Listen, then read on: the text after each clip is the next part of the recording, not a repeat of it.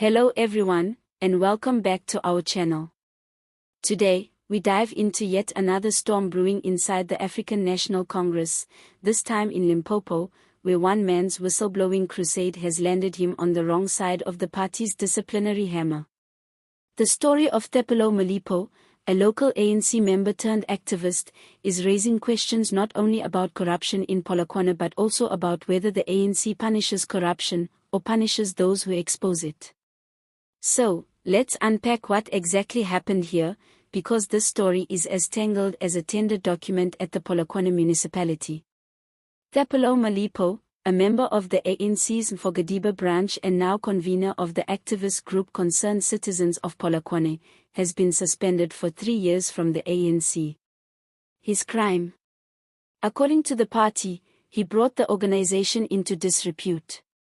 But according to him, he was simply blowing the whistle on corruption allegedly worth more than R700 million. The ANC's disciplinary committee claims Molepo refused to cooperate with hearings, failed to sign attendance rolls, and launched insulting attacks against ANC leaders on social media. The verdict was handed down on August 15, and the punishment is harsh: no party activities, no public representation, no speaking on behalf of the ANC, nothing. For the next 3 years, Molepo is politically grounded. Now, let's pause and look at the timing. Just 2 days before the suspension, Molepo was leading protests in Polokwane, demanding the removal of Mayor John Mpe and Municipal Manager Thuso Nemagumeni.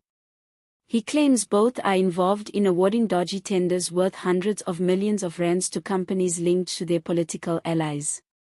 He even went as far as publishing alleged evidence of these irregular contracts online, naming 28 companies that supposedly benefited.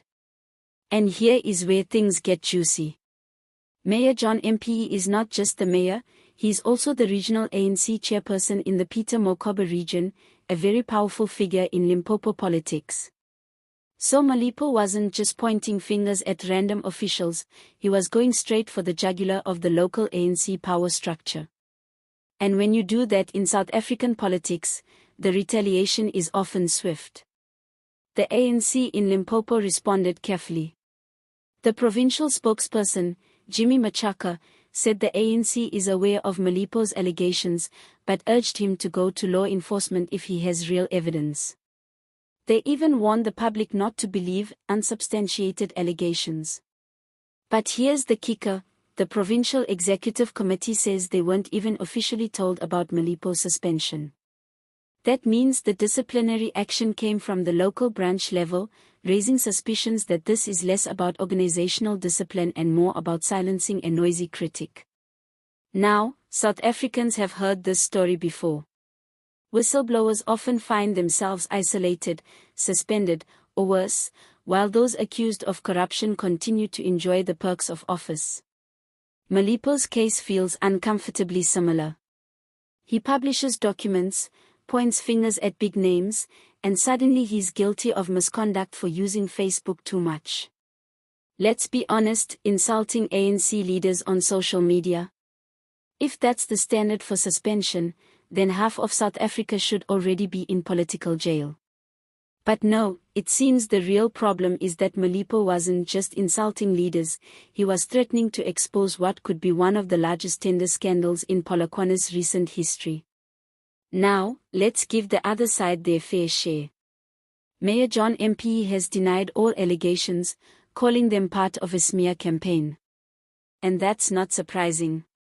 In politics, corruption claims are a favorite weapon during internal battles, especially ahead of elective conferences and local government reshuffles.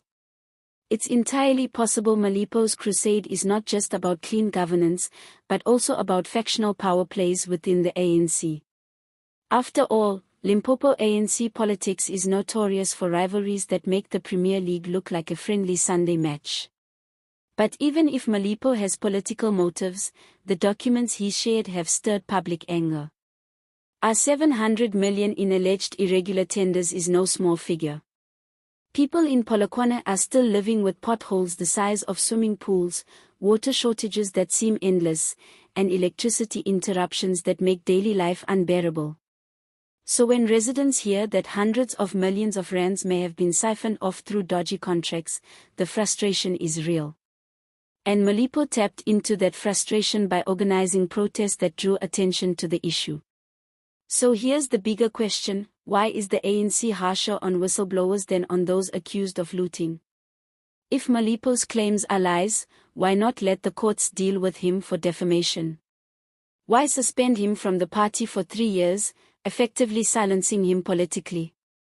It almost feels like a warning shot to other members: don't you dare wash our dirty laundry in public.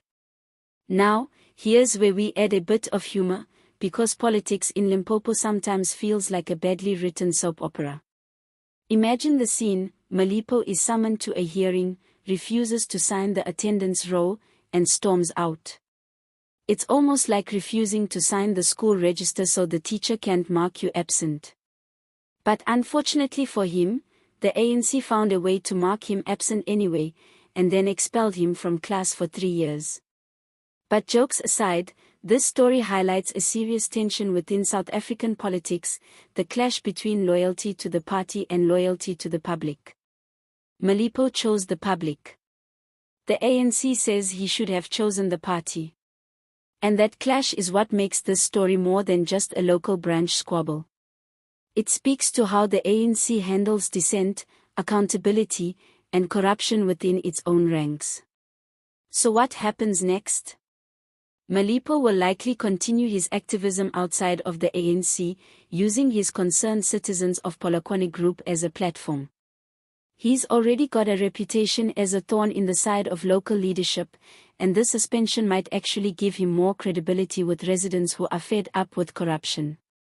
On the other hand, if the ANC closes ranks around Mpe, Molepo could find himself politically isolated, with little more than a Facebook page to fight from.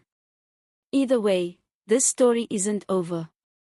The R700 million tender claims will not simply disappear because the ANC suspended the man who raised them. If anything, the suspension could pour petrol on the fire, giving Molepo the image of a martyr silenced for speaking truth to power. And so, the battle lines in Limpopo politics are drawn once again, between those defending the party's unity and those demanding accountability at any cost. What do you think? Was Molepo suspended for misconduct, or was this just a political hit job to silence a whistleblower? Drop your thoughts in the comments, and let's have a debate about this. If you enjoyed this breakdown, don't forget to like this video, subscribe to the channel for more political analysis, and share it with friends who follow South African politics. Thanks for watching, and as always, see you next time.